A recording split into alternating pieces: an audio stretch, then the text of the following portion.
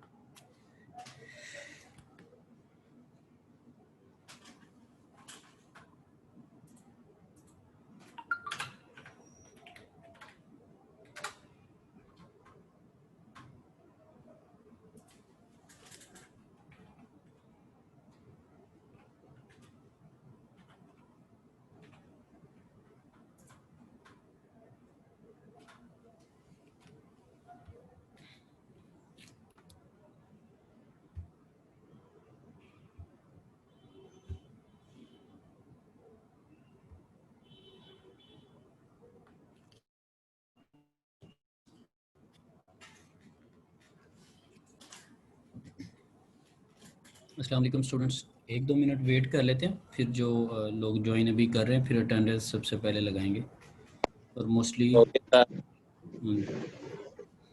Yes sir.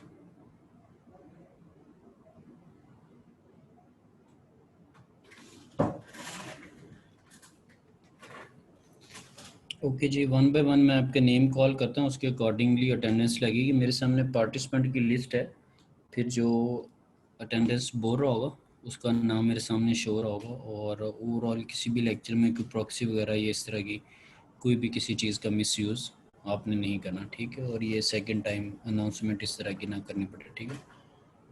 Abdul रहीम,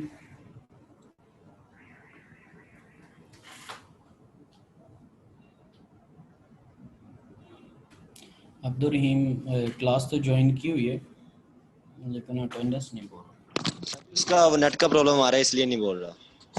ठीक है जी, अभी साथ ही नेट ठीक होगा अब्दुल रहीम का। चलिए जी, अब्दुल रहीम प्रेजेंट है। अब्दुल सुबहान, यस सर। ठीक है जी। Ali Hasan, yes sir. Amir Hamza,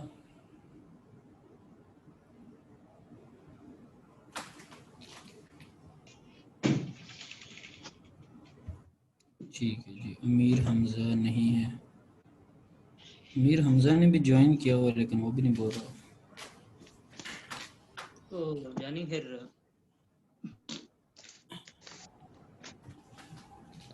mic मेरी अटेंडेंस होने वाली है सर, ये आखिर का नहीं लग रहा। चलें जी, अमीर हमजा के बाद आसिफ रहमान, मैं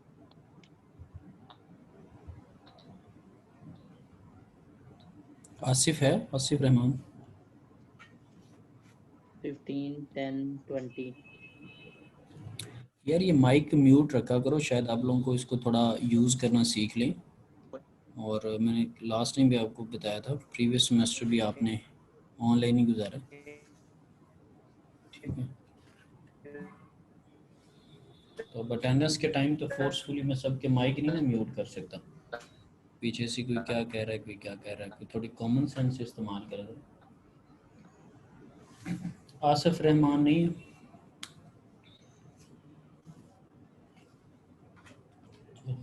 एहतिशाम, प्रेजेंट सर। ठीक है जी।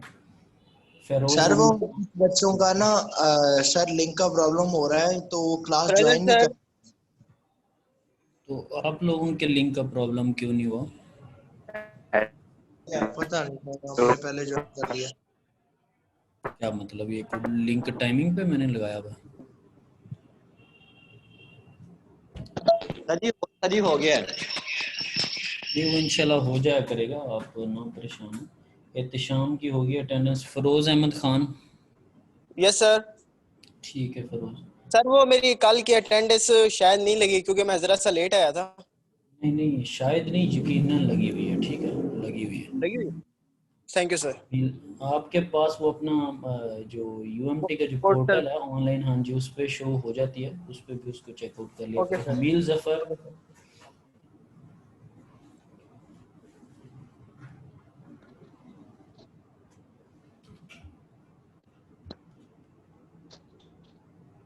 हमील जफर भी नहीं है, ठीक है।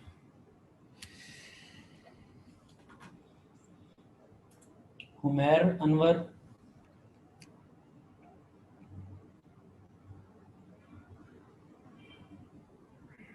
सर हुमैर ने हैंड रेज किया। तो हुमैर, साथ में हुमैर गुज्जर की जगह हुमैर अनवर ही अगर लिख ले तो बेहतर है। क्यों? ठीक है जी, उमैर अनवर। और मियां मोहम्मद उमैर, यस सर। ठीक है। Mohammad Asif Majeed, yes sir. ठीक है। Mohammad Tayyab, yes sir. ठीक है। मोहम्मद अबू बकर आजम,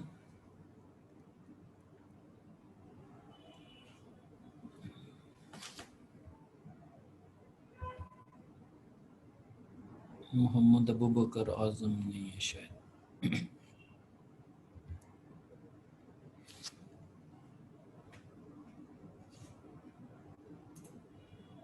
मोहम्मद आकब जहूर, प्रेजेंट सर। ठीक है, ठीक है। मोहम्मद असद अशरफ, प्रेजेंट। ठीक है। Mohammad Bilal Babar, present sir. ठीक है। Mohammad Husnain, yes sir, I am present. ठीक, ठीक है, थैंक यू वेरी मच, अच्छी बात है। तो आपका एक्सेंट ऐसा ही है या क्लास में ऐसा है? ये थे जी। सर क्लास में ऐसा करने की कोशिश करते हैं कि वेल नहीं बिहेव कर सकें। नहीं नहीं, आप एशियन ही रखें, ठीक है। वक्ती तौर पे फिर चेंज करने की ज़रूरत नहीं। मोहम्मद बिलाल जुनैर अज़हर,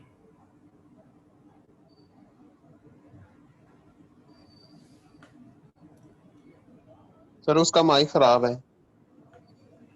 चलो मैं देखता हूँ कि इधर लिस्ट में है, अगर माइक ख़राब है तो। पक्का बंद करें। क्या सर? लेट मी चेक, मैंने कहा उसको देखते हैं, बिलाल बिलाल जुनैर को ना। सर हैंड रेज किया हुआ उसने। ठीक है, मौजूद भी है, ठीक है, ठीक है, ठीक। कर दे। यार मैं ना आपको एक चीज़, सारी क्लास सुन रही है, जो नहीं भी ज्वाइन किया उसको बता दें।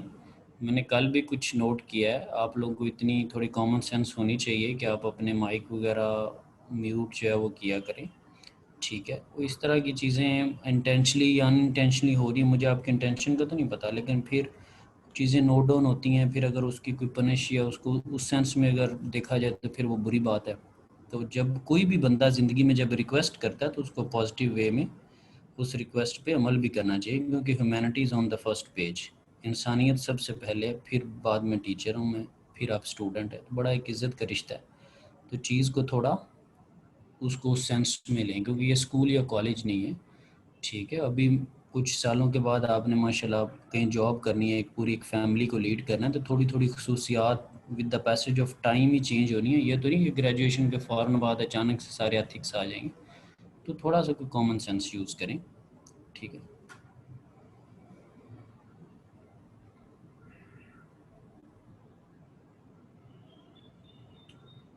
मोहम्मद ठीक है जी, ये बिलाल जुनैर हो गए थे। मोहम्मद हुसनैन हो गई थी अटेंडेंस इसकी 38। मोहम्मद हुसनैन ठीक। Mohammad Moiz Saeed present sir. ठीक है। मोहम्मद रेहान ताहिर ठीक है रेहान। और Mohammad Shazeb Ashfaq present sir. Mohammad Usman present. ठीक है उस्मान।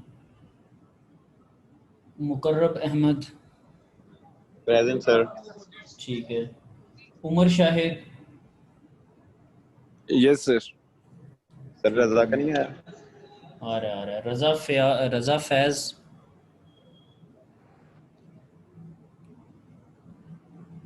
सर ऊपर शायद सर लगा दी। जी उमर लगा देता हूँ। Yes thank you. जी रज़ा प्रेजेंट है।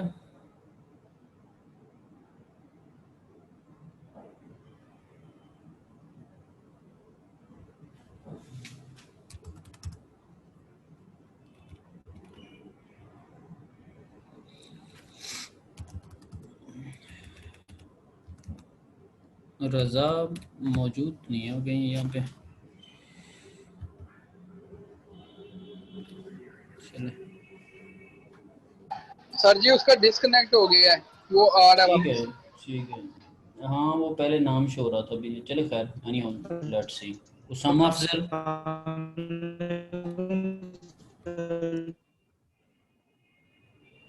ठीक है। रज़ा ठीक है। उसामा अफजल जी रज़ा हो गया आपका। हाँ जी उसामा अफजल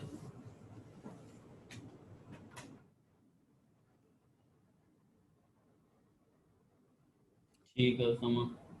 और वलीद प्रेजेंट इश्तियाक सर। जी ठीक है वलीद। Zahid Ishtiaq present sir. जी ठीक है थैंक यू। अच्छा एक तो अबू बकर आजम नहीं आए हुए और एक हमील जफर नहीं है। सर मैं प्रेजेंट सर। सर वो कौन माइक नहीं चल। ठीक है। सर मैं आसिफ रहमान। आसिफ रहमान भी आ गया, हमील भी आ गया है और अब्दुल रहीम ठीक है जी। आसिफ रहमान एक मिनट सबर आहिस्ता आहिस्ता बताता हूँ। आसिफ रहमान ठीक है ओके है। और हमील जफर भी ठीक है ओके हो गया। अबू बकर नहीं है मौजूद अभी फ़िलहाल, ठीक है जी। तो करंटली सिर्फ अबू बकर मौजूद नहीं है, बाकी मौजूद है सारे, ठीक है।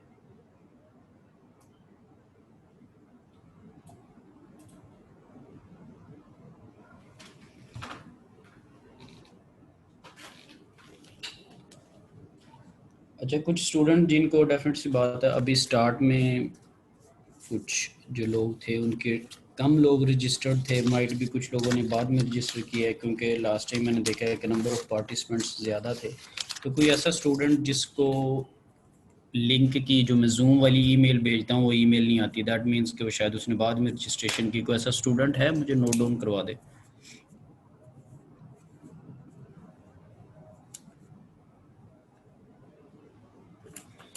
चलें खैर, अगर कोई इस तरह का हुआ तो वसीम.इकबाल पे स्लाइड्स के अंदर ईमेल आईडी मेंशन है, उस पर मुझे आप ईमेल कर देना।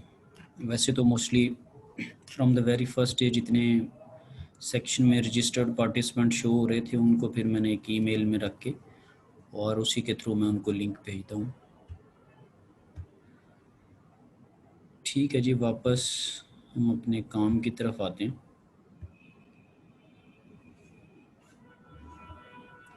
आप सबके सामने वो स्लाइड नज़र आ रही है जो कि कल हमने लास्ट टाइम डिस्कस की थी, यानी कि प्रीवियस लेक्चर में जहाँ तक हमने काम किया था। हमने फर्स्ट लॉ ऑफ थर्मोडायनेमिक्स और थर्मोडायनेमिक्स की डेफिनेशन को देखा था। हमने ये पढ़ा था कि energy neither created nor destroyed, ठीक है, but it can be change from one form to another, एक फॉर्म से दूसरी फॉर्म में जा रही है और टोटल अमाउंट भी सेम रह रही है, ठीक है, क्योंकि जब टोटल अमाउंट सेम रह रही है तो फिर ये चीज़ है कि नाइदर क्रिएटेड नॉट डिस्ट्रॉयड, तो एक फॉर्म से उसने दूसरी फॉर्म में चेंज होना। इस पे कुछ हमने प्रैक्टिकल एग्जांपल्स की थी। अच्छा, जो आपके कोर्स का नाम है दैट इज़ अप्लाइड थर्मोडायनेमिक्स। जो थर्मोडायनेमिक्स के कॉन्सेप्ट्स हैं हमने इसको रियल लाइफ के अंदर अप्लाई करना, तो ये बहुत प्रैक्टिकल टाइप का एक कोर्स है। आपको अपनी रियल लाइफ में इसके सारे एग्जांपल्स वगैरह नज़र आएंगे, ऑन एंड ऑफ हम डिस्कस भी करेंगे, तो इसको हमने चीज़ों के साथ रिलेट भी किया करना। फॉर एग्जांपल अब अगर अभी आप स्लाइड देखें तो इस पे आपको क्या नज़र आ रहा है, ये जो भी स्लाइड आपके सामने आ रही है। सर इसकी स्लाइडें हमें मिल जाएंगी? ये स्लाइडें ऑलरेडी मैंने LMS जो आपका मॉडल है उधर आप लोगों को रजिस्टर भी कर दिया हुआ और उधर अपलोड भी कर दी हुई है। पहला लेक्चर होने से पहले ही स्लाइड्स वहाँ पर मौजूद हैं, ठीक है जी। लेक्चर 1 की स्लाइड्स LMS के ऊपर मॉडल के ऊपर मौजूद हैं, ठीक है। अब आप ये लोग बताएंगे जी, अब आप ये बताइएगा कि ये आपके सामने जो स्लाइड नज़र आ रही है इसमें आपको क्या फील हो रहा है, किस किस्म का नॉलेज है, क्या लिखा हुआ है इसमें? सर एनर्जी एक फॉर्म से दूसरी फॉर्म में चेंज हो रही है। Yes sir. ठीक है सर आपका कोर्स एक्सेस नहीं हो रहा है LMS पर। कोर्स मैंने सब लोगों को मैन्युअली वहाँ पर ज्वाइन किया हुआ है, तो आपको ईमेल आती है जूम लिंक की? ये जो एक्सेस की बात करें। नो सर नहीं आती सर। हाँ तो वो मुझे भी नहीं आती सर। ये बड़ी अच्छी बात है कि पहला जब मैंने क्वेश्चन किया है तो आपने उस पर खामोशी इख्तियार की है। मैंने लेक्चर शुरू होने से पहले एक बात की थी कि ऐसे स्टूडेंट जो कि जिनको जब मैं जूम का लिंक भेजता हूँ तो उनको ईमेल अगर किसी को नहीं आती तो वो बताएं, क्योंकि जिनको ईमेल भेज रहा हूँ उनको मैंने LMS पे ऐड कर दिया हुआ। तो माइट भी आप लोगों की रजिस्ट्रेशन लेट अप्रूव हुई है, लेट एक्सेप्ट हुई, तो मुझे नोट डाउन करवाएं अपना ID। हाँ जी जी, 1 बाय 1 बताएं ज़रा। एक 007 सर। 007, इससे पहले पूरे वाले कंप्लीट बताएं। F2019019007। एक मिनट सब्र करें ना, कहीं लिखना भी तो है ना, क्या ख्याल है, या साथ में कोई रिकॉर्ड हो रही है? F2019 019 007। Yes sir. Good name? Ehtisham Ishaq. ठीक है, एहतशाम, ठीक हो गया जी। दूसरा स्टूडेंट?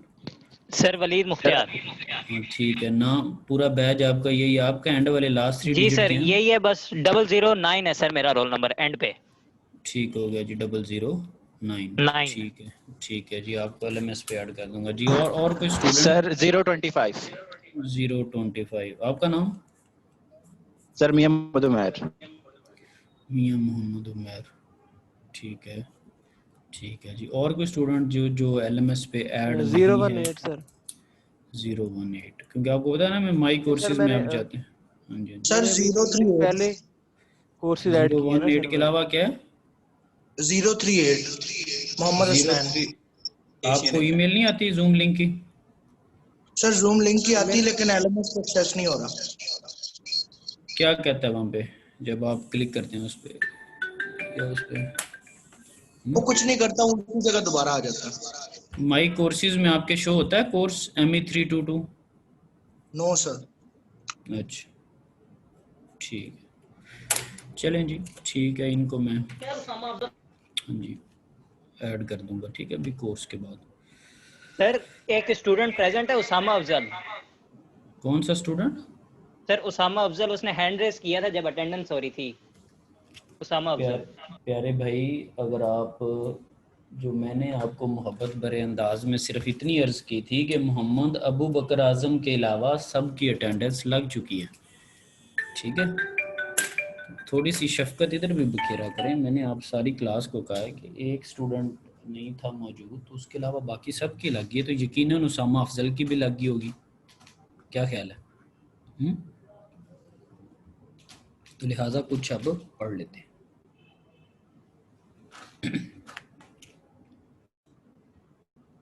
अच्छा, आपके सामने ये जो अगर स्लाइड देखें, ये पोटेंशियल एनर्जी और काइनेटिक एनर्जी और इस तरह की कुछ स्लाइड नज़र आ रही है। स्टोन है आपके सामने और इस तरह की।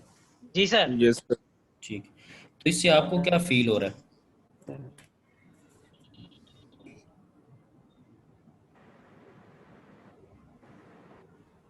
सर एनर्जी एक फॉर्म से दूसरी फॉर्म में कन्वर्ट हो रही है।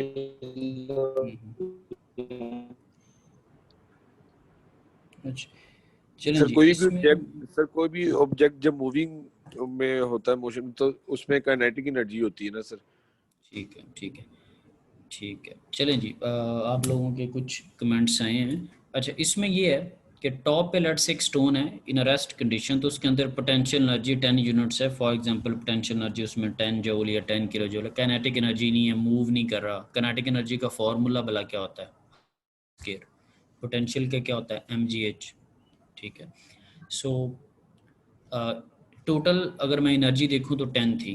फिर क्या हुआ कि स्टोन नीचे गिरा है, उसकी फॉलिंग स्टार्ट हुई है, तो चूंकि हाइट कम हो रही है तो पोटेंशियल एनर्जी भी आपके पास कम हो जाएगी, क्योंकि mgh वाले फॉर्मूला में जो h है, जो हाइट है, वो उसकी कम हो रही है, तो पोटेंशियल एनर्जी की वैल्यू। तो फिर देखना ये है कि जब हम ये बात करते हैं कि total amount of energy remains constant, तो अगर उसकी हाइट कम हुई है, पोटेंशियल एनर्जी 10 से 7 पे आई है, तो 3 वाली एनर्जी कहाँ पर चली गई? क्योंकि हम ये कहते हैं कि energy neither created not destroyed, ठीक है। तो अगर डिस्ट्रॉय भी नहीं हो रही, तो ये 3 वाली जो अमाउंट है, ये काइनेटिक एनर्जी की फॉर्म में हाफ mv स्क्वायर, क्योंकि अब मैस ने मूव करना शुरू कर दिया with a certain speed, right. तो 3 यूनिट फॉर एग्जांपल, हम इसको एग्जैक्ट में ये नहीं कर रहे कि यानी कि 7 कैसे है और क्यों है, 3 कैसे और क्यों है, लेकिन we are just like assuming के potential energy with respect to the height कम हो रही है, और वो बिल्कुल उसकी जस्टिफिकेशन भी बन रही है। और जैसे जैसे स्टोन मूव कर रहा है जी। सर अगर हम स्टोन को पानी में फेंकते हैं तो सर जैसे जैसे लाइक वो नीचे जाएगा तो सर उसका वेट पे कोई फर्क पड़ेगा, या मतलब ज्यादा ही कम होगा वो? मैस बेसिकली उसका होता है। यस ठीक सर। है, अब इसमें भी थोड़ा कमेंट कर लेते हैं, आपके क्वेश्चन को बीच में रख के मैस वेट पे भी बात कर लेते हैं। अच्छा, अब इसमें क्या है कि एक टर्म हमारे पास यूज होती है वेट की, जो ना weight is like a force, उसका फॉर्मूला होता है mg, मैस इनटू ग्रेविटी, ठीक है। जो हम बात करते हैं नॉर्मल सिनेरियोज में किलोग्राम्स के अंदर जो चीज़ें होती हैं, वो बेसिकली उसका मैस होता है, ठीक है। हम उसका वेट कैलकुलेट नहीं कर रहे होते, लेकिन वो चूँकि टर्म जो है वो ऐसी इस्तिलाहात यानी कि सोसाइटी में मौजूद हैं कि हम अपना जब मैस करते हैं तो हम उसको यही कह रहे थे कि हमारा इतना वेट है, ठीक है, यानी कि 75 किलोग्राम वेट है। तो अगर आप गूगल करें या इस चीज़ को पढ़ें, तो वेट जो होता है ना, वो एक फोर्स है, और वेट का यूनिट होता है न्यूटन, और उसका फॉर्मूला मैस इनटू ग्रेविटी, यानी कि केजीज के साथ जी के यूनिट ने भी मल्टीप्लाई होना है। तो मैस एक और चीज़ है, वेट एक और चीज़ है। ये यही मैस है, क्योंकि एक स्टोन है ना, तो उसके मैस ने कम ज़्यादा क्या होना है, उसने वही मैस कैरी किया हुआ है। फॉर एग्जांपल ये जितना भी स्टोन है, उसने वही अपना जो मैस है वो कैरी किया होगा, ठीक है। वो एक अलग बात है कि कोई ऐसी सरफेस हो जिसके अंदर वाटर या कोई ऐसी चीज़ एब्जॉर्ब हो जाती हो, कोई होलो सरफेस हो, कोई सिलेंडर है, ऊपर से वो उसकी जो लिड है वो ओपन है, वो पानी में आता है, उसके ऊपर उसके अंदर पानी पड़ जाता है उसका, तो फिर अपना कुदरती तो उसका मैस उतना ही है। ये बीच में जो चीज़ें आ रही हैं, ये उनके इफ़ेक्ट्स हैं, ठीक है। अगर प्योरली हम उस चीज़ को देखें तो उसका तो मैस उतना ही है। वो एक अलग बात है, कोई कहे जी इसमें कोई कॉटन फेंक दें तो पानी जज़ब कर लेगी, या मिसाल के तौर पे कोई खाली चीज़ फेंक दें वो जज़ब कर लेगी, लेकिन ये सारी चीज़ों की जस्टिफिकेशन बंदे के अपने जहन में बन रही है कि अच्छा अगर नहीं जज़ब करती तो क्या करती है, तो क्या, ठीक है। तो मेरे ख्याल से इस डिबेट को जिस तरह मैंने आपको बताया, फिर सारा थिंकिंग क्लियर हो जाती है कि आपने किस चीज़ को किस सिनेरियो में देखना है। सो स्टोन है, उसका मैस उसी तरह। फिर जब ये नीचे गिरना है, अच्छा नीचे वाला यहाँ पे सिनेरियो नहीं गिवन, लेकिन वो बड़ा इंटरेस्टिंग होगा कि जब ये हिट करेगी, ग्राउंड के ऊपर हिट करेगी, तो इसकी पोटेंशियल एनर्जी की वैल्यू क्या होगी फिर, जब ज़मीन के ऊपर आके टकराई है और ग्राउंड लेवल पे पड़ी हुई है? 0 सर आई होगी। एक 0 का टर्म आई है। दूसरा क्या कमेंट था? High sir. 5। चलें जी, 5 का कमेंट आया। और कोई है? चलें 0 वाले का एक आ गया, बाकी कोई 5 कह देगा, कोई 4, कोई 3, वो सारे कमेंट्स खुद ही जूम कर लेते हैं। बेसिकली होगा ये कि जब ये ग्राउंड लेवल पे आ गया तो ग्राउंड से ऊपर तो इसकी हाइट है नहीं, ठीक है, अभी तो ये ज़मीन से ऊपर है और आपको इसकी हाइट नज़र आ रही, तब ग्राउंड लेवल से अबव इसकी हाइट नहीं होगी, इसने पोटेंशियल एनर्जी नहीं कैरी की होगी। पोटेंशियल एनर्जी तभी आप कैरी करते हैं जब आप ग्राउंड लेवल को छोड़ते हैं और एक सर्टन हाइट पे होते हैं, तब आप एनर्जी जो है वो कैरी किए होते हैं। अगर ज़मीन पे पड़ा हुआ, ग्राउंड लेवल पे पड़ा हुआ, उसकी हाइट का फैक्टर जो है वो 0 है, वहाँ पर आपके पास पोटेंशियल एनर्जी की वैल्यू नहीं होगी। फिर देखना ये कि फिर वैल्यूज़ में क्या क्या होगा, क्या कि जब ज़मीन के ऊपर हिट करेगी तो काइनेटिक एनर्जी की जो वैल्यू है ज़मीन के जैसे इस करीब आ रही, काइनेटिक एनर्जी की वैल्यूज़ जो है वो as compare to the potential energy काफ़ी ज़्यादा होगी। फिर क्या होगा कि कुछ एनर्जी जो है जब वो ज़मीन के ऊपर टकराएगा, कुछ जब उसने कोलिजन करनी है, कोलाइड करना माइट भी हो सकता है, नीचे आपको थोड़ा सा गड़ा हुआ पड़ा नज़र आ जाए अगर ज़मीन की सरफेस थोड़ी जो है वो नरम है, क्या होगा कि कुछ एनर्जी उसमें चली जाएगी। फिर हो सकता है कि वो स्टोन रोल करना शुरू कर दे, मूव करना शुरू कर दे नीचे, जैसे आप बॉल फेंकते हैं तो वो उसकी सरफेस पे डिपेंड करता है कि कितने टाइम्स वो रोल करती, थोड़ा सा सफ़र तय करके उसने एंड कर देना।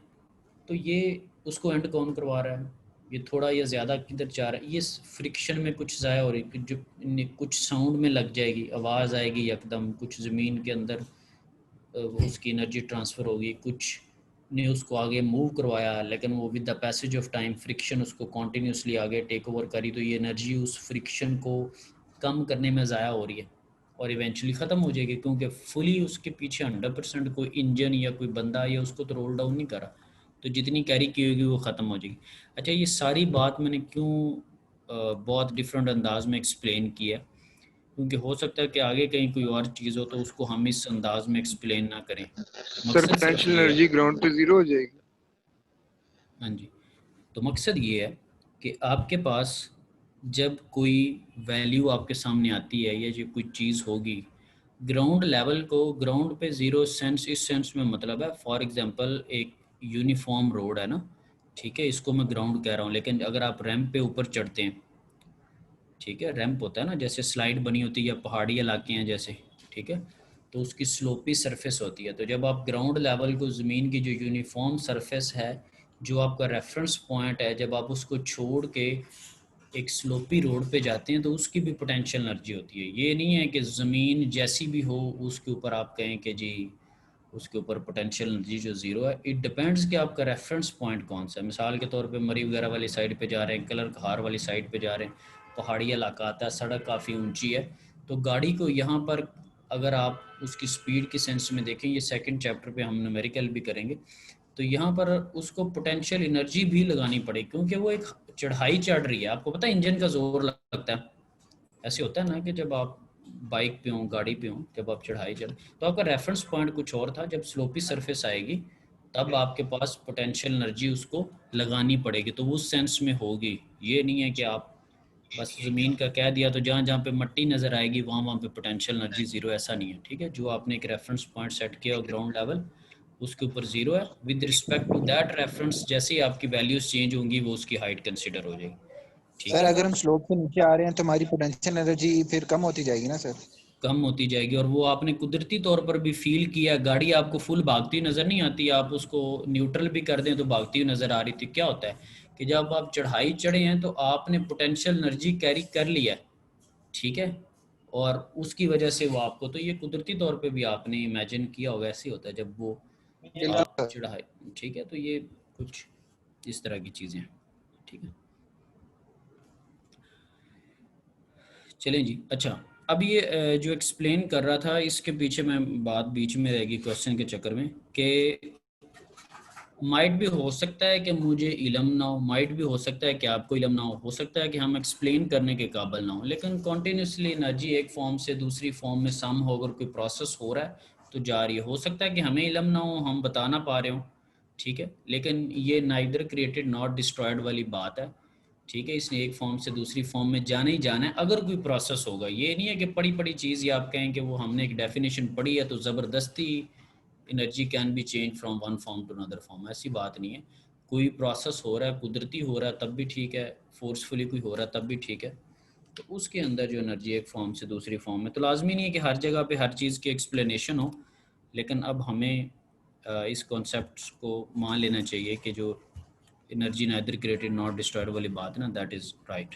ठीक है जी, लॉज ऑफ एनर्जीज़ है, अभी आपके सामने एक स्लाइड नज़र आई होगी आपको। तो इसमें हमने कंजर्वेशन ऑफ एनर्जी प्रिंसिपल पढ़ा है, अभी उसको डिस्कस भी किया है, स्टोन वाली एग्जांपल भी वही है। ठीक है, फर्स्ट लॉ ऑफ थर्मोडायनामिक्स भी यही है। ठीक है जी, अभी सेकंड हम नहीं पढ़ रहे, सेकंड को हम छठे जो चैप्टर है उसमें पढ़ेंगे, लेकिन इसको एक दफ़ा रीड आउट कर ले सारे कि सेकंड लॉ ऑफ थर्मोडायनामिक्स क्या है, आखिरी जो लाइन है।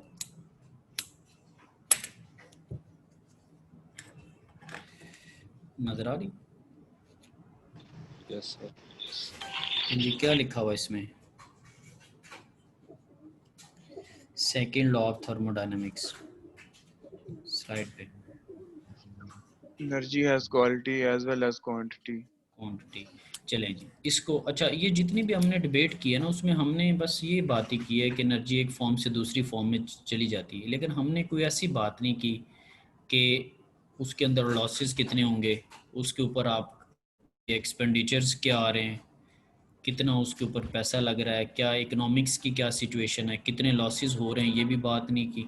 हमने चुप करके बस एक बात कर दी कि जी एक फॉर्म से दूसरी फॉर्म में जानी है, कभी हमने कह दिया वो 10 है, कभी हमने कह दिया 7 है। तो जब आपके रियल लाइफ में प्रोसेस हो रहे होते हैं तो जो लॉसेस होते हैं वो हमारे लिए बेहतर चीज़ें नहीं होती। हमारा मकसद ये होता है कि लॉसेस जो है कम से कम हम करें। जब आप एंड पर जाकर चैप्टर नंबर 10 पढ़ेंगे और उसमें थर्मल एफिशिएंसी को हम देखेंगे कि अगर एक स्टीम बेस्ड पावर प्लांट हो, स्टीम से हमने भाप से इलेक्ट्रिसिटी पैदा करनी हो और एफिशिएंसी उस पावर प्लांट की कितनी है, तो आपको 25-26 के अराउंड बोट आंसर्स मिलेंगे। अगर कंबाइन साइकिल कर लें तो वो 40-45 के करीब वैल्यूज़ चली जाएंगी। तो ये जो मैं बात कर रहा हूँ कि एफिशिएंसी आपको 25 मिलेगी या 45% मिलेगी, तो इसका मतलब क्या है कि वहाँ पे 75% या 55% लॉसेस हैं। तो क्वालिटी की अभी हम बात नहीं कर रहे और ना ही अभी बात होगी। तो जैसे फिर 6 चैप्टर आएगा उसके बाद, क्यों ये बड़ी इंपॉर्टेंट चीज़ है ना। फॉर एग्जांपल मैं एक पावर प्लांट लगाता हूँ और मेरी उसकी एफिशिएंसी जो है वो 10% है, एक और लगा वो उसकी 30% है, मेरे एक्सपेंडिचर्स और उसके एक्सपेंडिचर्स में बहुत ज़्यादा फ़र्क होगा, इसके प्रॉफिट का और उसके प्रॉफिट का बहुत ज़्यादा फ़र्क होगा। एक टर्म होती पे बैक ईयर, ठीक है, बहुत कॉमन टर्म है जब भी कोई प्रोजेक्ट लगता है, पे बैक ईयर, कि कितने सालों बाद ये प्रोजेक्ट अपना खर्चा पूरा करके आपको वापस कमाई देना शुरू कर देगा। जैसे फॉर एग्जांपल आप कोई बिजनेस करते हैं, कहते हैं कि यार पहले तो इस पे खर्चा होना है, 1.5 साल इसमें थोड़ा टफ है, फिर आपके पैसे पूरे हो जाएंगे, आपको यूं पैसे आने लग जाएंगे, एक दफ़ा आपने ज़ेन नहीं बनाना, आपने इस पे लगाने। ये सारी रफ टर्म्स हैं, तो टेक्निकली उसके लिए हम एक पे बैक ईयर की टर्म टेक्निकली यूज़ करते हैं। तो जिसकी एफिशिएंसी अच्छी होगी, उसका प्रॉफिट, उसकी प्रोडक्शन अच्छी होगी, उसका पे बैक ईयर कम होगा, वो जल्दी अपना प्रॉफिट जनरेशन में आ जाएगा। और जिसकी एफिशिएंसी जो है वो बेहतर नहीं होगी, जिसके लॉसेस ज़्यादा होंगे, वो as compare to those projects वो थोड़ा देर के बाद जाकर अपना जो है वो प्रॉफिट जनरेट करना शुरू करेगा। तो ये बहुत इंपॉर्टेंट चीज़ है इंजीनियरिंग पॉइंट ऑफ व्यू से। लेकिन इस कोर्स के अंदर अभी कुछ चैप्टर्स के अंदर पहला लॉ डिस्कस होगा, फिर कुछ चैप्टर्स के बाद सेकंड लॉ की बारी आएगी। ओके जी, ये कुछ हिस्ट्री है, that is just for the sake of motivation के कब क्या क्या वर्क हुए। ये विलियम रैंकाइन का लिखा होता है। जो मैं स्टीम बेस्ड पावर प्लांट कह रहा था उसका नाम रैंकाइन साइकिल भी है, क्योंकि वो रैंकाइन साइंटिस्ट के ऊपर था। तो ये कुछ just for the sake of motivation ये हिस्ट्री है, इसको ये नहीं कि याद करना किसी तारीख को, किसी डेट को, किसी बंदे के नाम को, ये ज़रूरी नहीं है, ना इस तरह की कोई चीज़ है। तो स्लाइड वैसे नज़र आ रही है ना आपको हिस्ट्री की आपके सामने? Yes sir. ठीक है, ठीक है जी। अच्छा, ये थर्मोडायनेमिक्स की कुछ क्लासिफिकेशंस हैं, कुछ टाइप्स में उसको डिवाइड किया हुआ है। सबसे पहले है कि क्लासिकल थर्मोडायनेमिक्स ना, ठीक है। अब देखते हैं, बेसिकली क्लासिकल से तो मुझे कोई पता नहीं लगा कि क्या है, लेकिन उसके बाद एक वर्ड लिखा हुआ मैक्रोस्कोपिक व्यू, इससे पता लग जाएगा कि इससे मुराद क्या है। ये look at results of actions at overall level, इस पे भी डिस्कस कर लेते हैं। दूसरी चीज़ है स्टैटिस्टिकल थर्मोडायनामिक्स, उसका भी मुझे कोई पता नहीं लगा कि यार स्टैटिस्टिकल क्या होता है। स्टैट का जैसे कोर्स भी होता है स्टैटिस्टिक्स का, कुछ लोग पढ़ते भी हैं, लेकिन स्टिल क्लासिकल और स्टैटिस्टिकल से मुझे कुछ पता नहीं चला, माइट भी आपको भी पता नहीं चला। लेकिन उसके नीचे कुछ ऐसी चीज़ें, एक पे लिखा हुआ है मैक्रोस्कोपिक व्यू और एक पे माइक्रोस्कोपिक व्यू। मैक्रो का मतलब होता है बड़े बड़े लेवल के ऊपर, माइक्रो का मतलब होता है छोटे लेवल के ऊपर। एक ऐसी चीज़ है जिसको आप बड़े पैमाने पे देख रहे हैं और एक ऐसी चीज़ है जिसको आप छोटे लेवल पे देख रहे हैं। अक्सर रोज़मर्रा लाइफ में होता है, कोई बंदा कोई स्टोरी सुनानी शुरू करता है, बड़ी लंबी चली जाती है, दूसरे बेजार होके कहते हैं कि यार ना ओवरऑल तू बता, चल नेट चल बता समरी क्या है, अच्छा तू चाहता है क्या, चलो ओवरऑल मुझे बता कि इसका क्या होगा, क्या बड़ी लंबी बात होगी, बड़ा कुछ हो गया। सो जब हम वो क्या चाह रहे होते हैं, वो रिजल्ट चाह रहे हैं, समरी चाह रहे हैं, कंक्लूजन चाह रहे हैं, उनको हर स्टेप से गरज नहीं है कि मैं यहाँ से वहाँ पर गया, वहाँ से इधर गया। उनको ये है कि अच्छा आपका काम हुआ या नहीं हुआ। उनको ये नहीं है कि आप घर से निकले, बाहर खड़े हुए, ऊबर की रीम बुलाई, वहाँ से स्टॉप पे चले गए, स्टॉप से जी किसी और जगह पे चले गए, वहाँ पे यूनिवर्सिटी आ गए जी, वहाँ पे गार्ड ने कुछ क्वेश्चन वगैरह किए, ठीक है, आगे चले गए जी, मास्क का कहा गया, पहुँचे हैं, ये है जी, नेट नहीं चल रहा, दिस दैट। उसने कहना अच्छा यार लेक्चर अटेंड किया है या नहीं किया। नो वन विल आस्क के जी पीछे क्या कहानी चली है, कब उठे। सो जब आप नेट रिजल्ट की बात करते हैं तो that is the macroscopic view. For example लिखा हुआ कि looks at results of actions at overall level. For example मैं कहता हूँ साहिवाल कोल पावर प्लांट है, अब उसकी मैं सही स्टेटमेंट नहीं कोड कर, आप कहते हैं यार ये बताओ कि वो कितने मेगावाट इलेक्ट्रिसिटी प्रोड्यूस करता है। So you are not interested कि बॉयलर के अंदर स्टीम का क्या प्रेशर है, क्या टेम्परेचर है, टरबाइन के ऊपर क्या वैल्यूज़ हैं, जनरेटर के ऊपर क्या वैल्यूज़ हैं, कितना कोल वहाँ पे लग रहा है, कोल से हीट कितनी प्रोड्यूस हो रही है, फर्नेस के अंदर क्या टेम्परेचर है। You are not interested. आप क्या देख रहे हैं कि अच्छा कितने मेगावाट का पावर प्लांट है, तरबेला मंगला है, यू आर नॉट इंटरेस्टेड है कितना है उसका, कितनी हाइट से पानी गिर रहा है, क्या ब्ला ब्ला, इस तरह की सारी चीज़ें व्हाट्सएवर। तो इंजीनियरिंग में मोस्टली हम मैक्रोस्कोपिक लेवल पे देखते हैं, छोटे लेवल पे नहीं देखते, ठीक है।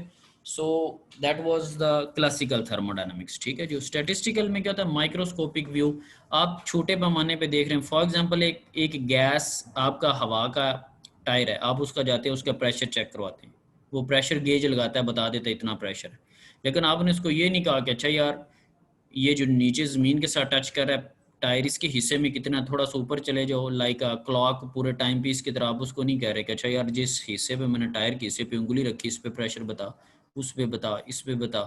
लेकिन अगर आप ओवरऑल देखें तो उसके अंदर तो गैस के पार्टिकल्स हैं, एक पार्टिकल का कितना प्रेशर है उसके अंदर प्लस कर लें, सारों का कितना है। आपने ऐसा काम कभी नहीं किया, आप ओवरऑल एक नेट शेल चाह रहे हैं। तो अगर आप इस तरह का काम करते हैं तो वो माइक्रोस्कोपिक व्यू होगा। लेकिन ये तो फिर बहुत कॉम्प्लेक्सिटीज़ हैं, यहाँ पे हर एक छोटे छोटे लेवल पे देख रहे हैं। फर्नेस है एक भट्टी जो होती, उसका आप ओवरऑल टेम्परेचर देखेंगे, ये नहीं देखेंगे कि फर्नेस के उस कोने में कितना, इस कोने में कितना, दरमियान में कितना है, मिडल में कितना है, ऊपर वाले में कितना है, क्या है, इस तरह की चीज़ें। सो ये माइक्रोस्कोपिक है, इंडिविजुअल पार्टिकल्स लेवल के ऊपर, ठीक है। तो so most engineering work at macroscopic level. तो मोस्टली हम, ये एक रफ सी एक एग्जांपल है माइक्रो के ऊपर। आप अगर पिक्चर में देखें तो आपको काफ़ी सारे पार्टिकल्स नज़र आ रहे होंगे, हर एक की लेट से एक जो एटम है उसकी कितनी एनर्जी है। फॉर एग्जांपल एक की 5 है, आपने जी काउंट कर लिया टोटल कितने, किसी ने कह दिया जी 20 हैं, तो आपने कहा अगर एक की 5 है टोटल 20 हैं तो 100 होगी, ठीक है। ये वही छोटी क्लासेस वाली एग्जांपल्स हैं आपके पास, ठीक है, जिसमें अक्सर आपके जी फ़हीम के पास इतने माल्टे हैं जी, ये क्या, तो एक उसको दे दिया तो दिस एंड दैट, ये छोटे लेवल की प्राइमरी लेवल की चीज़ें। खैर सो अब यहाँ पर चलेंगे ना क्विक वे, जो यानी कि फॉर्मूला यूज़ हुआ, हम इसमें इंटरेस्टेड नहीं है लेकिन चलें फिर भी बता देता हूँ। फॉर एग्जांपल उसने लिखा एनर्जी ऑफ ईच एटम, तो अगर ये एटम मूव कर रहे हैं तो इनके अंदर कौन सी एनर्जी होगी, इनके अंदर काइनेटिक एनर्जी होगी। उसका फॉर्मूला क्या होता है, 12 mv²। नंबर ऑफ एटम्स कितने, मिसाल के तौर पे जी एक की एनर्जी है 5, नंबर ऑफ एटम्स हैं जी फॉर एग्जांपल 10, तो उसको आप मल्टीप्लाई करते हैं 5 को 10 के साथ, 50 हो जाएगा, ठीक है। सो इस सेंस में देख रहे हैं, या सम आप कर लें, समीशन का फॉर्मूला लगा लें, एक पार्टिकल की 5 है प्लस दूसरे की 7 है, सपोज अगर डिफरेंट भी हैं, प्लस एक की 8 है प्लस एक की 9 है, सम अप कर लें। तो ये तो खैर सिंपल चीज़ें। अभी जो स्लाइड है आपके सामने, इसमें मैक्रो और माइक्रो का कंपैरिजन, अगर आप बॉटम में देखें राइट साइड पे, तो देखें कंटेनर के अंदर आपको पार्टिकल्स नज़र आ रहे हैं।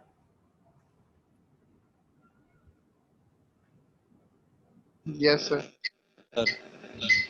नहीं, बाएं तरफ तो नज़र आ रहे हैं, दाएं तरफ नज़र आ रहे हैं आपको बॉक्स के अंदर? No sir. दो पिक्चर्स बनी हुई है ना? यस क्या सर। ख्याल है?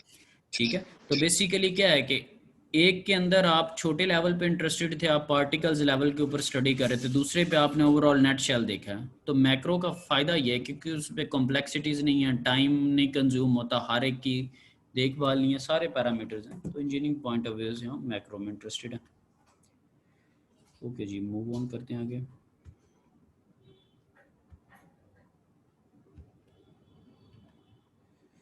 ओके जी, अब कुछ यूनिट्स की बात करते हैं। ये वही चीज़ें हैं जो कि एफएससी के अंदर आपने फिजिक्स के अंदर पढ़ी थी। ज़रूरी इस सेंस में है क्योंकि जब कोई भी न्यूमेरिकल करना है तो उसमें यूनिट्स की कैलकुलेशन होगी। यूनिट सेम नहीं होगा तो फिर कैलकुलेशन डेफिनेट सी बात है आगे नहीं चल सकती। फॉर एग्जांपल आप डिफरेंट फॉर्म्स ऑफ एनर्जी को सम करना चाहते हैं, कैनेटिक प्लस पोटेंशियल। तो कैनेटिक प्लस पोटेंशियल उसी वक्त होगी। सबसे पहले बात तो ये है कि वो दोनों एनर्जीज हों, फ्री एनर्जी में ऐड होंगी। फॉर एग्जांपल आप बनाना को पोटैटो में ऐड नहीं कर सकते, बनाना में ही ऐड हो सकता है। सो पहली बात तो ये है कि वो क्वांटिटी वही हो, फिर उसका यूनिट वो। फॉर एग्जांपल एक ने टेम्परेचर मेजर किया हुआ डिग्री सी में और एक ने केल्विन में किया हुआ, तो आप दोनों को प्लस करके फिर नेट यूनिट क्या रखेंगे? या तो दोनों को डिग्री में रखें, डिग्री सेल्सियस में, या दोनों को केल्विन में रखें। लेट्स से मैथ्स है, एक ने ब्रिटिश यूनिट यूज़ किया हुआ पाउंड का, एक ने केजी का यूज़ किया हुआ, तो पाउंड प्लस केजी कैसे हो गया? फॉर एग्जांपल आप बेकरी पे जाते केक लेने, तो वो केक का यूनिट क्या होता है वैसे? क्या आप उनको कहते हैं? पाउंड। तो वैसे आप जितनी भी शॉपिंग करते हैं, आपने कभी उसको नहीं कहा कि इतने पाउंड की चीज़ दे दो? क्या ख्याल? क्या करते हैं? सर जिस चीज का जो यूनिट होगा उसमें हाँ नहीं, मैथ्स का तो यूनिट किलोग्राम है ना, मैथ्स का यूनिट किलोग्राम है। ये मैं इंफॉर्मेशन में इजाफा कर देता हूँ कि पाउंड जो है वो मैथ्स का यूनिट है, लेकिन ये ब्रिटिश यूनिट है, ये एसआई यूनिट नहीं है। अर्ज करने का मतलब ये है कि अगर हम पाउंड क्या उसको कहते हैं, केक के लिए मैथ्स को पाउंड यूज़ कर रहे हैं, लेकिन बाहर निकल के ठीक जब फ्रूट या सब्जी वाले के पास जाएंगे तो फिर उसको हम नहीं कहेंगे कि इतने पाउंड सब्जी दे दो, ठीक है, या इतने पाउंड चिकन दे दो, ठीक है। खैर वो एक टर्म है जो कि यूज़ हो रही है कॉमन। तो बात यहाँ पे करने का मकसद ये है कि स्टैंडर्ड जो यूनिट्स होते हैं उन्हीं के अंदर कंपैरिजन हो सकता है, उन्हीं के अंदर ट्रेड हो सकती है, उन्हीं के अंदर सारे मामलात हो सकते हैं। सो उसलिए ये हम अभी थोड़ा सा पढ़ लेते हैं।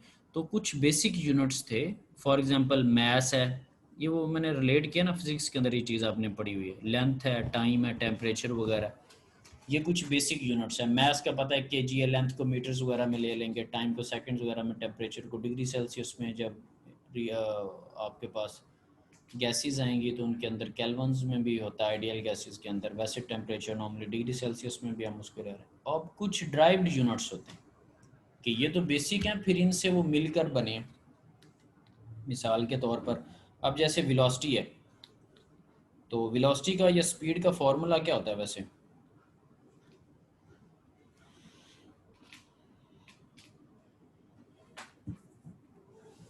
को आइडिया हो कि वेलोसिटी या स्पीड का कोई formula?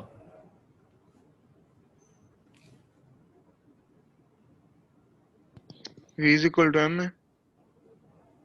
v is equal to ma। एक आया जी v is equal to ma, ये बेसिकली फोर्स का होता है, f is equal to ma ना, ठीक है। अच्छा जी, दूसरा क्या कमेंट आया? सर इसका s is equal to d over t। s is equal to d over t, तो d क्या है भला इसमें? डिस्टेंस। ठीक है जी, d डिस्टेंस उन्होंने कह दिया। और कोई कमेंट?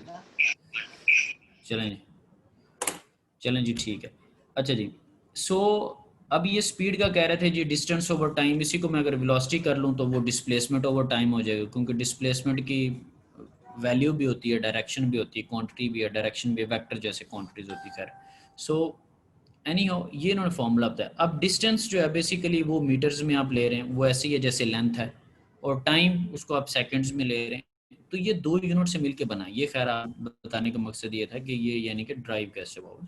इसी तरह एनर्जी है, उसका फॉर्मूला है, वर्क कर लें तो एफ फोर्स इंटू डिस्प्लेसमेंट है, फोर्स को फर्दर कर लें तो मैस इंटू एक्सेलरेशन, एक्सेलरेशन को फर्दर कर लें तो वो वेलोसिटी का स्केयर ओवर टाइम है, सॉरी डिस्प्लेसमेंट का स्केयर ओवर टाइम है। एक्सेलरेशन का फॉर्मूला हो गया वेलोसिटी ओवर टाइम, ठीक है।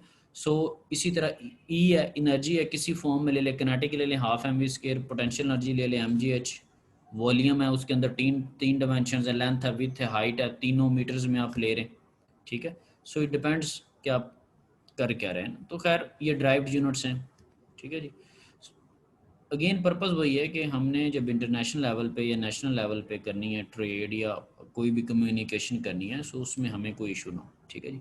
सो हमारे पास बेसिकली सिस्टम इंटरनेशनल जो है, इसका एक पूरा टॉपिक भी है SI का, आपने फिजिक्स के अंदर पढ़ा भी, और पूरा वो साल भी लिखा हुआ है कि इस साल में ये जी मुआहदा हुआ और यूं करके बना और इस तरह से ये सारी चीज़ें आगे कंटिन्यू हुई, यहाँ पर ज़रूरत पेश आई। सर मतलब जो वेक्टर क्वांटिटीज हैं या वेक्टर यूनिट्स वो सिर्फ वेक्टर में ऐड होंगे ना?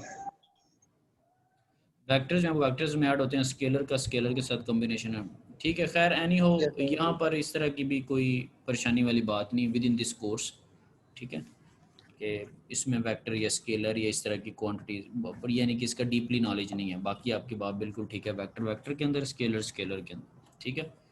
सो यहाँ पर ऐसी कोई फर्दर यानी कि इसका इस्तेमाल नहीं है उस तरह से, तो कोई परेशान होने वाली बात है, ठीक है जी। सो SI सिस्टम्स का हमें पहले ही पता, अभी हम कुछ बातें कर रहे थे। इंग्लिश जो ब्रिटिश यूनिट है, ब्रिटिश सिस्टम है, ये साफ ज़ाहिर है अब उतना राइज नहीं है। सो अगर आपने देखा हो तो इसके अंदर क्या होता है कि इसके अंदर ये जो मैंने आपको पाउंड की केक की एग्जांपल दी थी, वो डेलिबरेटली जानबूझ के पूछा था। पाउंड जो यूनिट है ना, बेसिकली पाउंड ब्रिटिश सिस्टम के अकॉर्डिंगली यूनिट है, SI के अकॉर्डिंगली नहीं है, ठीक है। हमने SI ही यूज़ करना है, थोड़ा बहुत इलम के लिए बता रहा हूँ, उसके बाद हम SI पे आ जाया करेंगे। हमारा काम SI से है, सारा हमारी दोस्ती उससे है। तो ये सिर्फ just for the sake of history, for the sake of knowledge we are studying के जी क्या है। तो ये जो पाउंड है ये मैस का यूनिट है ब्रिटिश के अंदर, और वही मैस का हम क्या यूनिट लेते हैं SI के अंदर, किलोग्राम्स, राइट। तो हम SI ही यूज़ करेंगे। चलें जी, ये एक जस्ट सम सॉर्ट ऑफ एक एग्जांपल थी, क्योंकि आपने रियल लाइफ में पाउंड का सुना हुआ, वो मैंने बता दिया, आपको समझ भी लग गई, कोई बहुत ज़्यादा ज़हन पे बर्डन नहीं पड़ा, ठीक है। बाकी कुछ और कहूँगा तो वो चीज़ थोड़ी दूर निकल जाएगी, तो इसलिए बात उतनी हो जितनी के आसानी से समझ आए, क्योंकि हमने SI पढ़ते हैं, SI के अंदर आपको डेटा मिलता है, डेफिनेट सी बात है, बाकी के साथ फ्रेंडशिप नहीं है। ओके जी, बहुत जो है ना वो खूबसूरत और कलरफुल स्लाइड नज़र आ रही होगी आपको, है application area of thermodynamics. Yes sir. ठीक है जी, चलें जी, इस पे आप लोगों के कमेंट्स लेते हैं ज़रा, ठीक है, एक रीज़नेबल वे में रहते हुए, ठीक है। जिसने माइक ऑन करना है अपने हिफ्ज़ ईमान पे करना है, ठीक है जी। अच्छा, यहाँ पे पूरा यानी कि ओपन है आपके सामने, जैसा मर्जी सोचें। थर्मोडायनामिक्स का कुछ आपने लॉ भी पढ़ा, बच्चे भी बैठे हैं, बहुत बड़े प्यारे बच्चे हैं। यहाँ पे कुछ धुआं भी निकल रहा है, जहाज़ का सफ़र भी हो रहा है, कोविड के बाद फ़्लाइट्स भी खुल गई हैं, ये घर भी बना हुआ है कुछ, और नीचे ये कुछ, मैं अब उसका नाम नहीं लेता क्योंकि वो ओपन इसलिए छोड़ा हुआ है ताकि आप लोगों से कमेंट लूँगे। इसके ऊपर कोई मुझे ऊपर पंखा सा भी नज़र आ रहा है, फ़ैन टाइप, इसकी थोड़ी सी हाइट है ब्लैक कलर में, और ऊपर ऐसे लग रहा है जैसे कोई पंखा सा होता है। तो ये क्या चीज़ें हैं, इसको आप कैसे फर्स्ट लॉ ऑफ थर्मोडायनामिक्स से रिलेट करते हैं, या क्या इस पे कुछ थोड़ा बहुत मेरी रहनुमाई करें इस स्लाइड पे।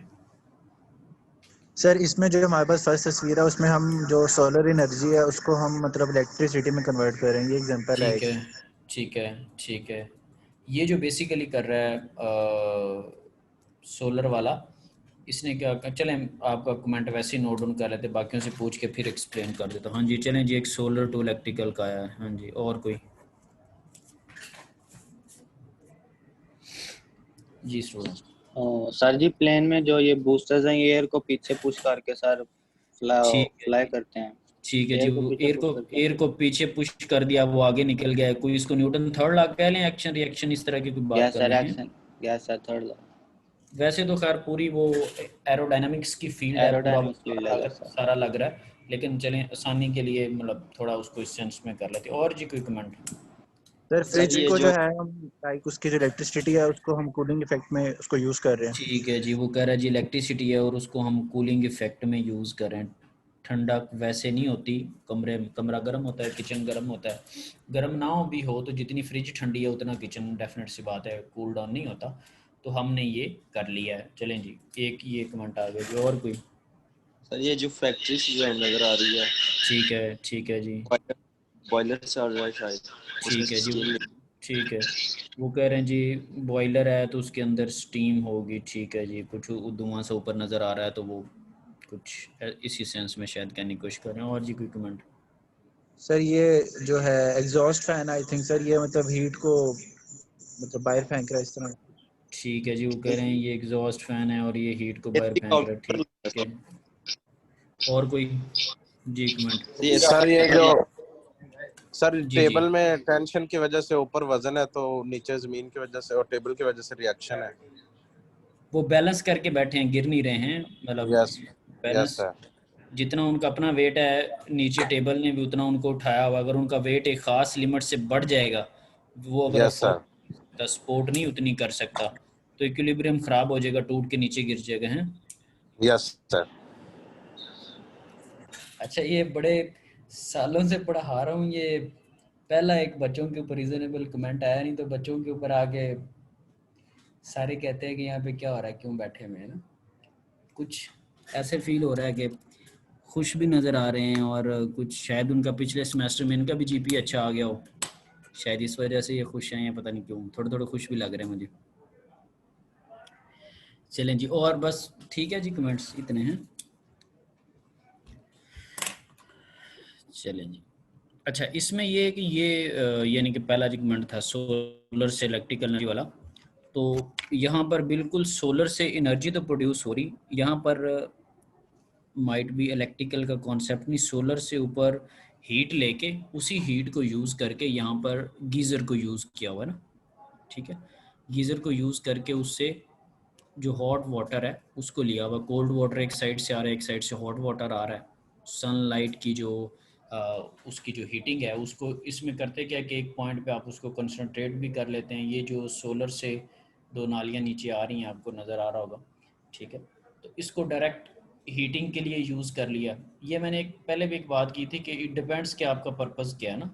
ठीक है, या ये भी हो सकता है कि सोलर से आप लोग जो है वो इलेक्ट्रिसिटी बना लें, इलेक्ट्रिसिटी से फिर इसके अंदर कुछ छोटा सा कंपोनेंट लगा लें बिजली वाला, पहले वो डीसी में आएगी, फिर इन्वर्टर लगा लें, उसको एसी में कर लें।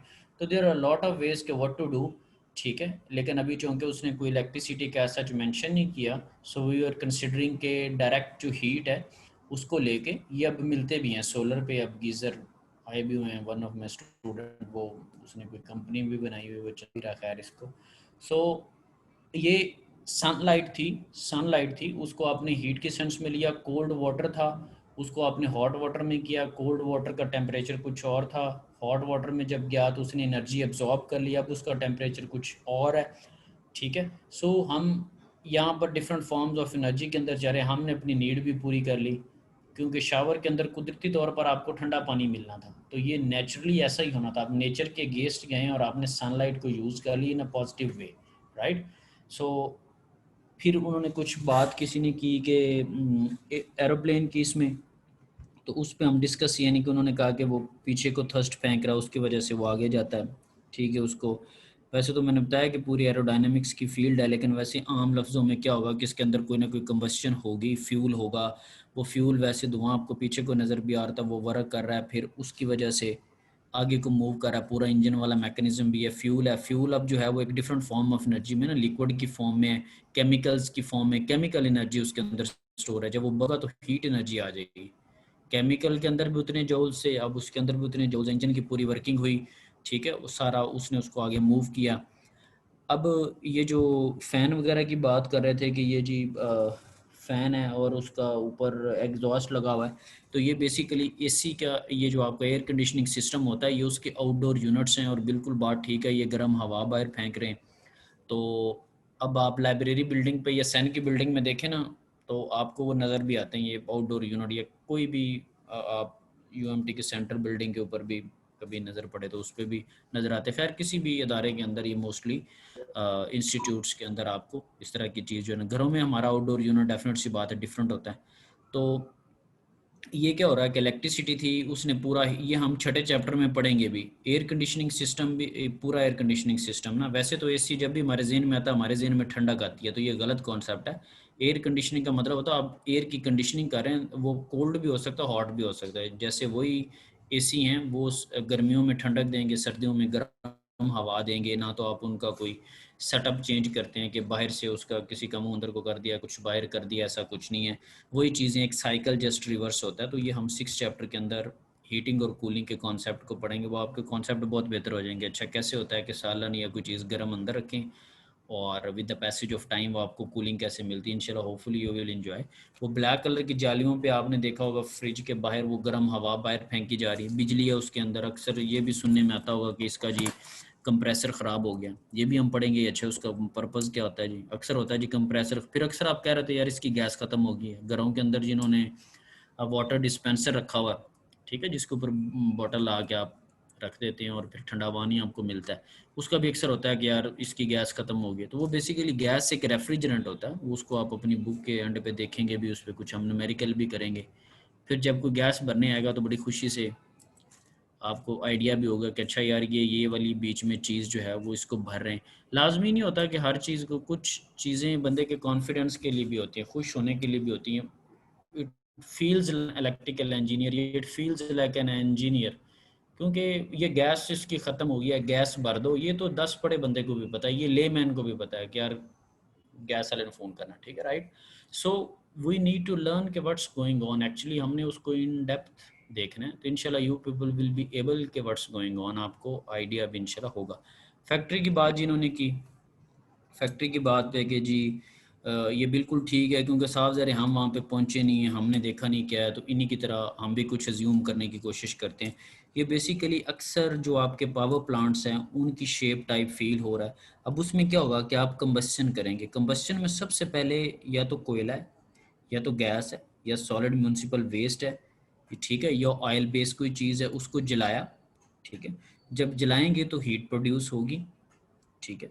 हीट जो प्रोड्यूस होगी, डेफिनेट सी बात है, जब कंबस्शन होनी तो चिमनीज के थ्रू जो उसका धुआं है, एग्जॉस्ट, वो बाहर निकलना है। तो वो फिर आप हो सकता है उस हीट के थ्रू आगे स्टीम, भाप, ठीक है, और भाप को आगे स्टीम टरबाइन पे फेंको, टरबाइन से आगे जनरेटर। तो ये चिमनीज वगैरह हैं, ठीक है, ये डायरेक्ट वो यानी कि स्टीम के बाहर आने का प्रोसेस नहीं है। तो जब स्टीम टरबाइन पे गिरेगी, टरबाइन आगे जनरेटर के साथ अटैच, वहाँ से आपको बिजली मिल गई और उसको फिर ये स्टेप अप करेंगे। स्टेप अप करके तो जो नेशनल ट्रांसमिशन आपकी लाइंस हैं, जितने उनके वोल्टेज हैं उतने वोल्टेज अप किया जाएगा। किसी भी आप पावर प्लांट पे विजिट करें, वहाँ पे आपको एक छोटा सा एक पावर स्टेशन हाउस टाइप नज़र आएगा, वो जनरेटर के साथ ट्रांसफार्मर लगे, उसको अप कर देंगे, अप करके नेशनल ट्रांसमिशन लाइन में भेजा, वो लाइंस जितने उनके वोल्टेज थे उतने ही वोल्टेज पे उधर भेजा, फिर आपकी ग्रिड स्टेशन में आ गई, वहाँ पे डाउन होगी, मोहल्ले में आ गई, वहाँ पे एक और ट्रांसफार्मर है, घर में आ गई नॉर्मल कंडीशन पे। So this is the way. अब आप जो कुछ भी आपका कॉन्सेप्ट इस कोर्स के बारे में है, यहाँ पर तो आपको फील हो रहा होगा जैसे सारी दुनिया इसी ने समेटी हुई। So it's up to you कि इससे दोस्ती करनी है, इससे दरमियाने लेवल की दोस्ती करनी है, या इससे बेजारी इख्तियार करनी है। So you are free to do, selection पे कोई पाबंदी नहीं है। लेकिन बात करने का मकसद ये है कि अब ये जितनी बातें हमने कर ली हैं, इस तरह तो कोई भी चीज़ ऐसी नहीं है जो कि इस एप्लीकेशंस पे या एनर्जी प्रिंसिपल पे वर्क ना कर रही हो। हम उठते हैं, चलें जी, हम हमारी एग्जांपल नहीं है, बच्चों की ले लेते हैं, ये जो बेंच पे बैठे हैं। फूड एनर्जी है, मैं बोल रहा हूँ, इसके पीछे फूड एनर्जी का इम्पैक्ट है, खुराक है, उसका इम्पैक्ट है, कुछ ना कुछ खाया है तो बोल रहे हैं, चल रहे हैं, आप सुन रहे हैं। जैसे आपको अक्सर बहुत ज़्यादा भूख लगी हो, हमारा शुगर लेवल बहुत लो हुआ होता है, हम उसको नहीं कर, तो ये फूड एनर्जी के सेंस में लिए, उसमें हमारे पास एक्टिविटी आई है, हमें कैलोरीज मिले, हमने उसको चलें, उसको उसी को हमने बर्न किया, क्योंकि मैं अगर बोल रहा हूँ तो दैट नीड्स एन एनर्जी, तो ये फूड एनर्जी के सेंस में हुई है। अब ये एनर्जी एग्जॉस्ट क्यों है? क्योंकि बोल के उसको एग्जॉस्ट कर दिया गया। फूड कहाँ से आई थी? उसने पानी एब्जॉर्ब किया, उसने सनलाइट एब्जॉर्ब की, तभी पकती है ना फसल। जो थोड़ा इससे फेमिलियर है उनको पता है फसल कैसे पकेगी। तो ये एनर्जी मौजूद है, एक फॉर्म से दूसरी फॉर्म, कुछ ना कुछ हो रहा है। जहाँ पर ना पता चले क्या हो रहा है, वहाँ पे समझे कि नॉलेज ख़त्म हो गया। ठीक है, मैंने आपको पहले कहा था मेरा इल्म भी ख़त्म हो सकता है, आपको भी, लेकिन देर आर सम वेज के हो क्या रहा है। ठीक है जी, चलें जी, एप्लीकेशन मेरे ख्याल से काफ़ी हैं और इसकी दोस्ती करने के लिए काफ़ी अच्छी चीज़ें। ये आपके सामने कुछ की यूनिट्स की स्लाइड नज़र आ रही है आपको? केजी पे एक पे लिखा हुआ, एक पे एलबीएम लिखा हुआ। Yes sir. ठीक है जी। सो केजी जो है ना, केजी जो आपके पास यूनिट है, ये हमारे पास स्टैंडर्ड यूनिट्स है। ठीक है, ये आपके पास कौन सा यूनिट है? स्टैंडर्ड यूनिट है। एसआई के अंदर किलोग्राम्स मैस का ये यूनिट है। ये नीचे जो वेट वाला क्वेश्चन था जिनका, उसको अगर देखें आप, ये W is equal to 9.807 kg into metre per second square. तो यहाँ पे फॉर्मूला आपको नजर आ रहा होगा ये कि F is equal to ma mass into acceleration, that is the weight. फिर आपको एक और चीज़ भी नजर आ रही होगी, न्यूटन लिख दिया गया। मैंने आपको बताया था ना कि वेट जो है वो एक फोर्स की तरह है, ठीक है। सो इसका यूनिट जो है वो न्यूटन भी हम उसको कहते हैं, ठीक है जी। ओके, सो दूसरी अगर पिक्चर देखें ना तो उसके साथ लिखा हुआ है LBM यानी कि पाउंड मैस। अब पाउंड को जो चीज़ जाहिर करती है वो LB जाहिर करती है, ऐसी। अच्छा, ये जो क्योंकि मैस के साथ किलोग्राम का तो थोड़ा बहुत क्या उसको कहते हैं बन रहा है कम्बिनेशन ना, ये पाउंड का नहीं बन रहा, ठीक है।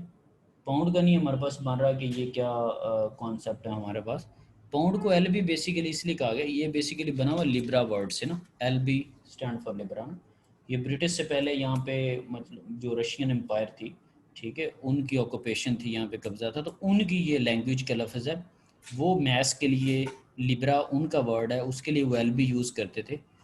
सो उसके बाद इन्होंने उसका लिब्रा को पाउंड तो रख लिया है, लेकिन उसका जो सिंबल है वो चेंज नहीं किया, that is still LB। So any how इस पे हमने क्या बस इस पे हमारे लिए क्या है कि LBM का मतलब है कि ये ब्रिटिश सिस्टम के अंदर मैथ्स लिखा हो, लेकिन हमने इनको यूज़ नहीं करना। So there is no need to worry कि ये क्या होगा, कैसे इसको याद रखना है।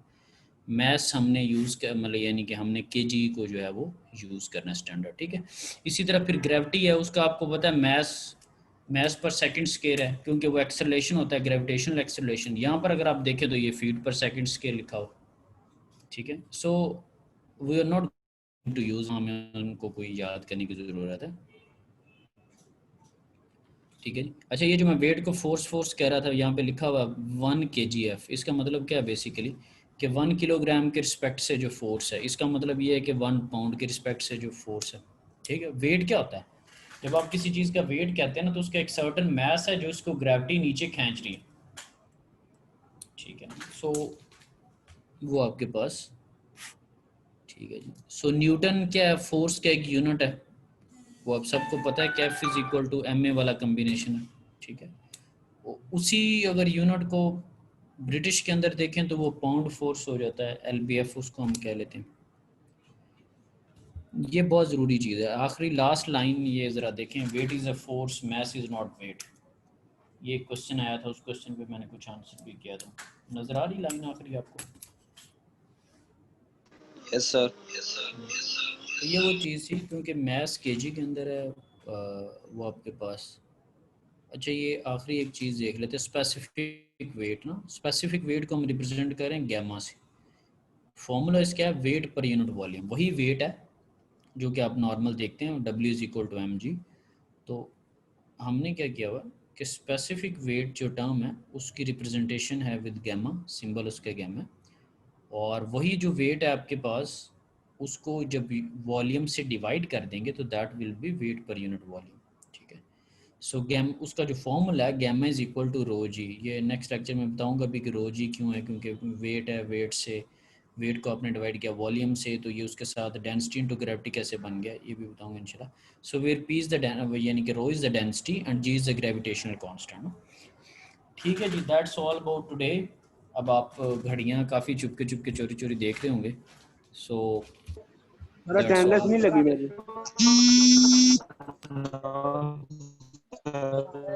ठीक है जी। अगर किसी को कोई इशू वगैरह हो तो वो बता दे, बाकियों ने अगर लीव करना हो तो they can leave the meeting. Attendance लगा दे 021 031 से क्या मुराद है? 021 रोल नंबर है, आईडी है। नाम बताओ यार सर को। अबू बकर ये आजम। कहाँ पे थे? बड़ा आपका जिक्र किया है, बड़ी महफिल आपके लिए हमने ये पूरी लगाई थी, पूरा एक लेक्चर आपके लिए हमने रखा था, आपको बहुत ढूंढा है हमने। सर तो सर मैं यूनिवर्सिटी था, वो मैंने लेना था चलान फॉर्म, तो इसकी वजह से लेट हो गया था, मैंने लेक्चर में आया। अच्छा, 11 बड़ी बीस आपकी में मैंने डिमांड ज्वाइन। होती रही है, बड़ा नाम गूंजा है आपका। हाँ, क्या हुआ तो ये सर? उम्मीद है, हाँ उम्मीद है कि ये नहीं, कुछ भी नहीं हुआ, बस आप आए नहीं थे, यही कुछ हुआ, और क्या होना था। वो सॉरी सर, वो एक्चुअली ना लेट हो गया था थोड़ा। हाँ ठीक है ना।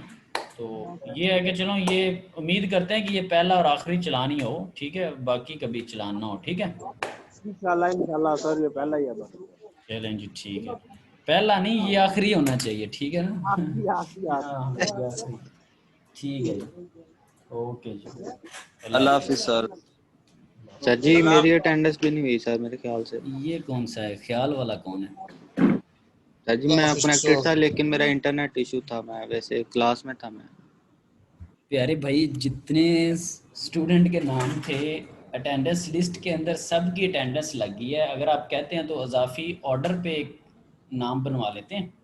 नहीं सर नहीं। जगह क्रिएट करके बना के। सर ये रिकॉर्डिंग कब तक एलएमएस पे अपलोड होगी?